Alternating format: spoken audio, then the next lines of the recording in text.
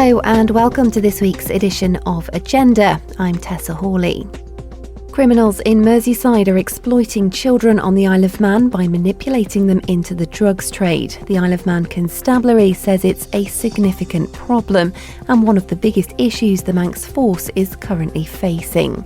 Tonight we'll be reflecting on policing during the pandemic and just why the island has recorded an 18% spike in crime.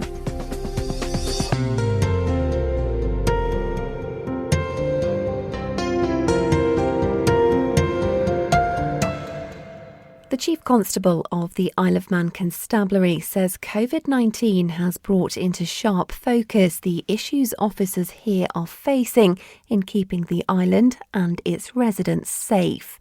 In what has been a challenging year for everyone, Gary Roberts says he believes his officers rose to the challenge. We had to adjust very quickly, we had to reconfigure the organisation, we had to pick up an approach to enforcement so that we weren't criminalising decent people who happened to make a mistake.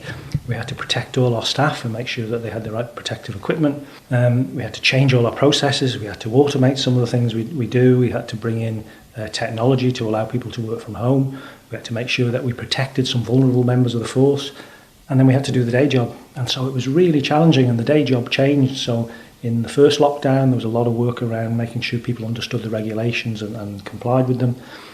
When the lockdown ended, that big long lockdown, our world became really challenging because there was a spike in violent crime, there was a lot of antisocial behaviour, and then we were in the middle of dealing with a big rise in drugs offences. Now, we seized £1 million worth of drugs in the year that's just gone. If we seized that in one go, it's one offence. If we seized it in 600 small amounts, it's 600 offences. But that was all challenging and pretty demanding, and people's mental health suffered as well. So we saw things in the community where people were anxious and afraid and upset, and that manifested itself sadly in some people taking their own lives. It manifested itself in people being anxious and angry, and sometimes police officers bore the brunt of that anger. So the whole year was different than we would have ever expected, and I think we've come through it pretty well, really.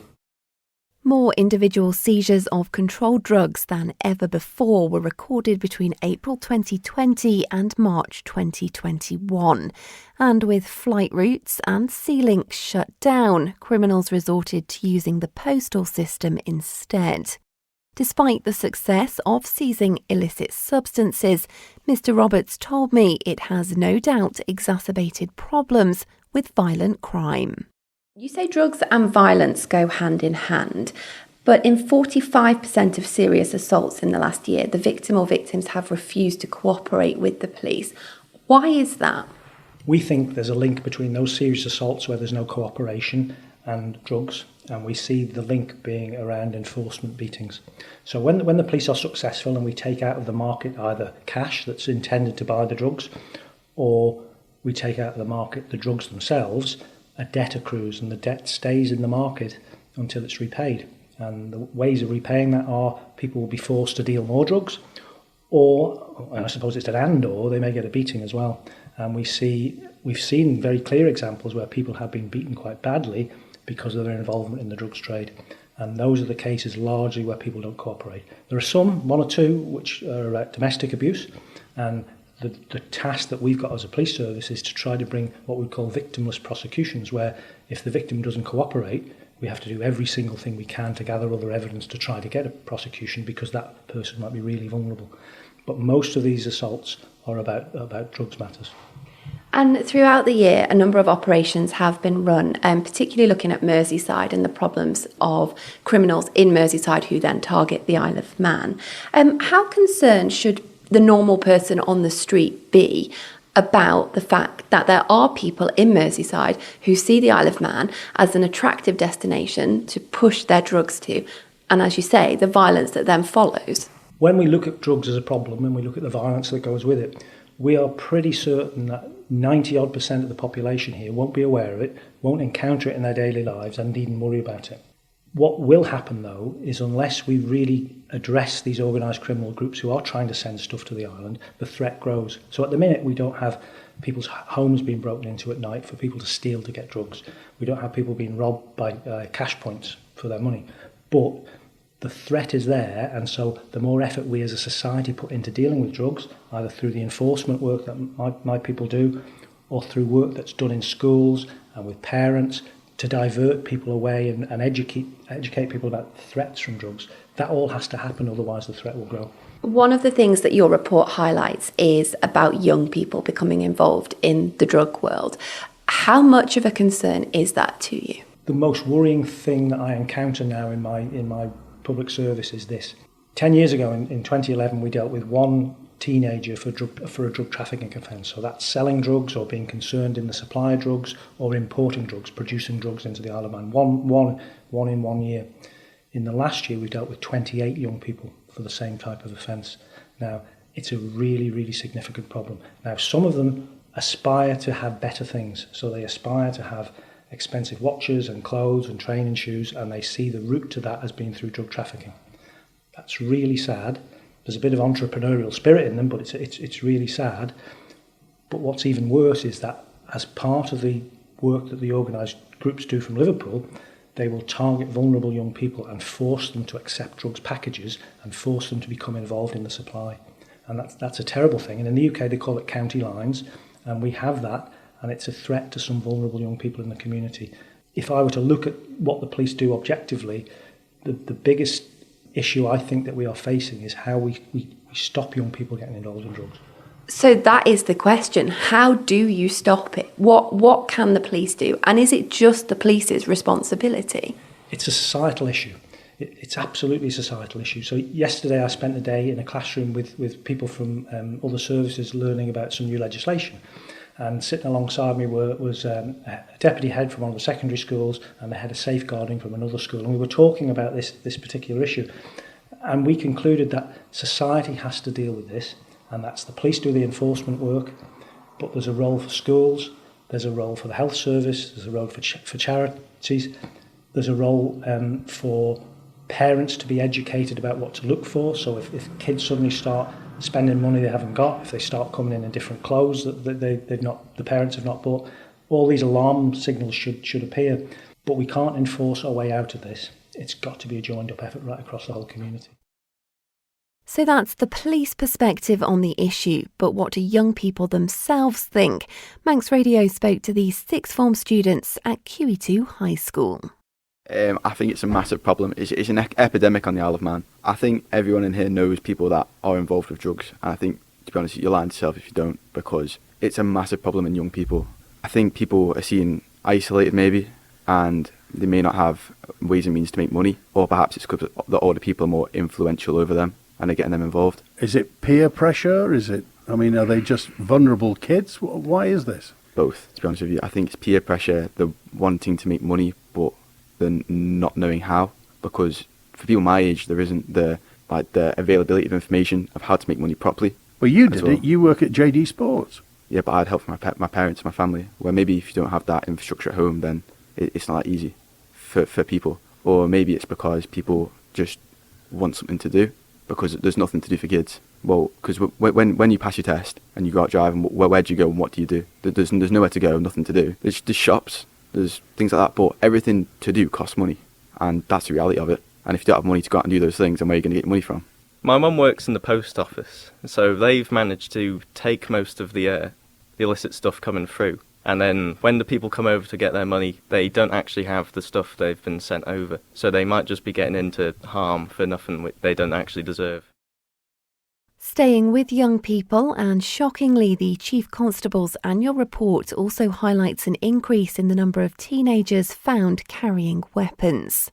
Antisocial behaviour, particularly in Onken, Port Erin and parts of Douglas, also increased over the 12-month period, with one example highlighted as a stark example of the impact of antisocial behaviour.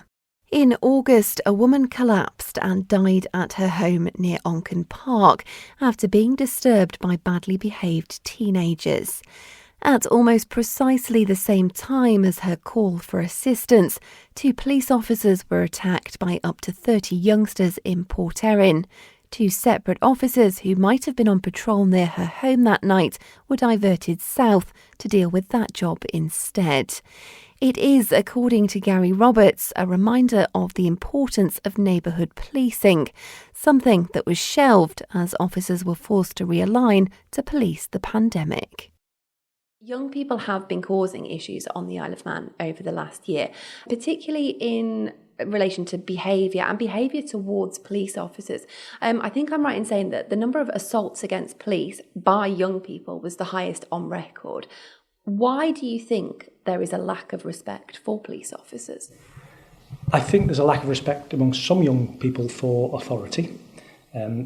58 or 59 police officers were assaulted last year, which is much more than normal. There's normally about 30. Most of the assaults were committed by young people, and in the month of July alone last summer there were 14 assaults on police officers, almost every one of which was committed by a teenager. I think the pandemic and the lockdowns have played a part in that, and when we speak to our counterparts in other parts of the public service, particularly education, teachers are dealing with some really difficult behavioural problems in school, and they're manifesting themselves out on the streets when the young people are not at school. That said, we've still got fantastic young people here. They're great. They excel at all manner of things, but increasingly we're seeing some really troubled young people who are abusing alcohol and drugs, but who are angry, and they often take that anger out on police officers. The key part of all this is kids need to know police officers. They need to be familiar with them. So the work we do in schools is critical. And you also say in your report that more young people are carrying weapons. I think that would shock some people. Are you shocked when you stop somebody and they're young and they are carrying a weapon? Yes, officers are shocked by that, but they're shocked but not surprised, I suppose. So there are about 60 offences where people carried offensive weapons last year. So that's, it's quite a lot. And young people, when we talk to them about it, have a fear, and some of the fear goes back to their involvement in drugs. So you keep coming back to the same issue, and the carrying of weapons is part of that. And that's a critical issue for us. It's an issue where we're doing work with young offenders to divert them from that so that they understand you can't do that and there's no need to do that. And there is a lot of work to be done, but I hope we'll get on top of that quite quickly. You're listening to Agenda on Manx Radio. Enforcement action against people caught breaking COVID-19 rules was only taken against less than 1% of the Isle of Man's population. Those statistics, the Chief Constable says, quash a belief by some that police were gung-ho in their approach to policing coronavirus. We were really conscious that we could criminalise decent people who don't break the law, and that figure of 0.13% is a tiny number of people. So we took a four-staged approach. We would engage with people, we'd explain the law to them, we'd encourage them, and only at a last resort would we enforce the law. And some people were actually given 4, 5 or even 6 warnings before enforcement action took place. And what's interesting is the vast majority of the people against whom enforcement action was taken were people who routinely and flagrantly break the law. So these are not just ordinary people who happened to make a mistake and got sent to prison. Most of the people who we dealt with in that way were people who will offend ordinarily. So that's an important distinction to make. And ordinary people made mistakes. The law changed a lot. The regulations were complex. They were complex for us to understand. So if it was complex for us, it's going to be pretty tough for some ordinary people to understand. And we bore that in mind all the time. And we tried to take a proportionate approach. We probably made the odd mistake here or there. It would be amazing if we hadn't, given it was all really new. But I'm pretty sure we went about it in the right way. And interestingly, the data that we have in terms of that enforcement is a little bit less than they've done in the UK. So I think we're probably on the right lines. Clearly, the police do not control the eventual punishment that somebody receives if they are found to have broken a regulation and a rule. But how does it sit with you that one of the punishments that was handed out was jail? Does that sit comfortably with you? One of the things that police officers learn not to do is either not to have an opinion on what courts do or not to share the opinion. I think when the first prosecution happened, we were interested in the outcome of it because this was new and it was new for the courts, and the courts had to set the direction too, and the courts clearly took a view that we need people, unfortunately, to comply with this, and comply is quite a hard word. And so that was for the courts, and they did their job. And what's interesting is over time, as the pandemic ebbed and flowed, the court's approach changed as well. So at the height of the risk, when the health service was in danger of being overrun, sentences tended to be higher, and then as the risk receded, sentences were reduced, and clearly from my perspective, courts bore that in mind. Last month, with the coronavirus vaccination programme in full swing and optimistic signs that things are starting to return to some sense of normality, borders here reopened with some restrictions. For the first time, more stringent checks, albeit only on vaccination status, are being carried out at the island's ports, with a new border force operation made up from Cabinet Office and Customs and Excise officers. To combat the threat of organised criminals making a beeline for Manx shores, police have launched Operation Strongbox. Covert and undercover police officers are patrolling the island's ports, as Superintendent Stephen Maddox explained to me. One of the things that we can foresee from the information that we have is that some people might try to use that opportunity to exploit the borders opening in relation to criminality, drug trafficking, money laundering, and also potential drug enforcement debts. The Home Affairs Minister said that there was grave concern over that issue, the issue of people coming to the Isle of Man to enforce drug debts that have built up over the COVID period. Where does that concern come from? Is this anecdotal? Is this evidence-based? It's a little bit of everything. There's evidence, there's also intelligence that we gather, and things we get told by the community. So it's a mixture of the three, really, and we just want to make sure that our response is able to deal with that potential threat. So how do you weed these people out that will be coming over? Well, we work with our colleagues from the North West Police Forces, so Lancashire, Merseyside are the two particular partners that we have there. We share information, we share intelligence. We also share intelligence with customs, and we have our own network on the island of a line of information to tell us what might be who might be a potential drugs enforcer. How violent are these people? They can be very violent. They can use weapons on people. They can use intimidation. They can threaten members of their family. They can dish out quite severe sort of punishments to them. Realistically, it's never the people at the top of the chain that carry out the enforcement work. It is vulnerable members of the community who are brought into their operation. What would be the police message to those people who are considering doing a run on behalf of a drug baron? You must think of the consequences to them and the consequences to their family and loved ones. So the Isle of Man courts, if someone is convicted, have strong sentences for people who import drugs, and you're talking double figures for the importation of Class A controlled drugs. There's also been a ruling from the Staff of Government Court, the Appeal Court, in relation to sentencing for cannabis dealers and people who bring cannabis to the island to supply it on. Gary Roberts has previously warned of the vulnerability of Manx borders, saying much work needs to be done to make them more secure. But should borders fall into the control of the police rather than the civil service? The Council of Ministers has made its decision. My view on it is a simple one. Law enforcement is a matter for law enforcement professionals. And the people we're dealing with who breach our border for criminal purposes are deeply unpleasant people. Some of them are very serious offenders. They're involved in homicides in the UK. They've got links to very sophisticated criminal gangs. Dealing with them is a job for law enforcement. What would you like to see happen going forward with the borders? Because I know it's been subject of many a debate. We obviously have what we have now in place because of COVID. But looking forward to when we are out of this pandemic, we've got something, so we can now build on it.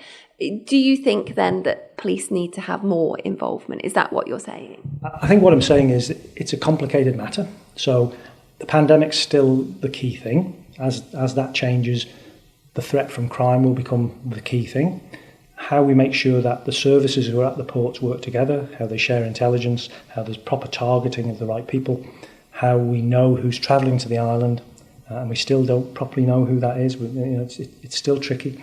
And how we properly use technology at the ports, that's the key to it all. Something else that's key to effective policing on the Isle of Man is staff, both in terms of attracting new officers to join the force and retaining those who do. The Home Affairs Minister and the Chief Executive spoke recently about the pressures on staffing within the Isle of Man Constabulary, particularly around retention of officers and recruitment of new ones. How concerned are you? Obviously, Chief Constable, top of the police force, you see everything. Do we have enough police officers on the Isle of Man? Is there an issue with retaining staff? Two parts to that. So I think there are no real issues with recruitment, so we recruit quite well. The only slight issue we've got on recruitment is quite a significant change to the pension arrangements. Means it's less attractive here now for transferee officers. And it was always my intention to recruit 2/3 locally and 1/3 off the island.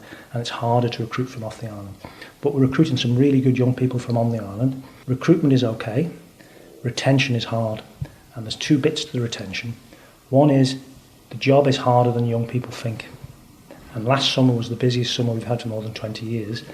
And it was actually too much for one or two. It was really, really challenging for people. And if they're coming to work and they're getting paid £24,000 a year and someone spits in their face, they're going to wonder whether it's worth it. That's a tough issue.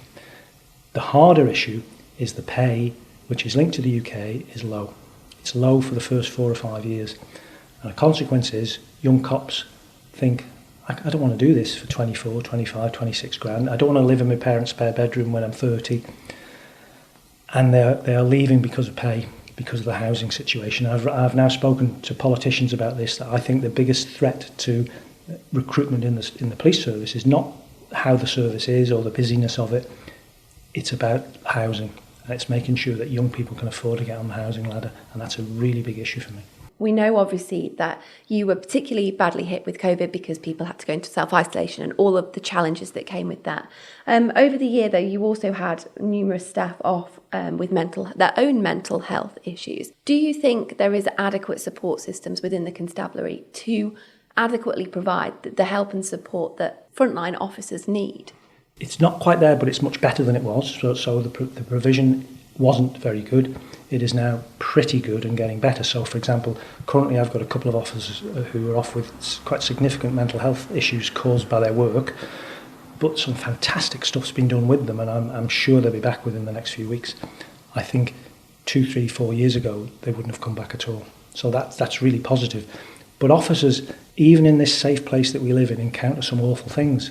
One officer went to 3 suicides in a matter of a few days. Now, that young officer has had loads of support, but that's a terrible thing for a young person to have to go through, whether they're wearing a uniform or not. So the provision and the support they get is better than it's ever been, but it could be better yet.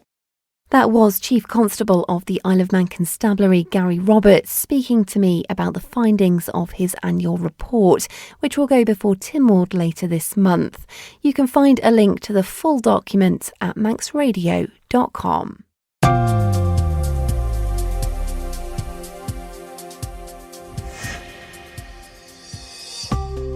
That's all from this programme. We'll be back with more from Agenda soon. You can listen again to this edition online via the Manx Radio website or via Spotify. But for now, have a very good evening.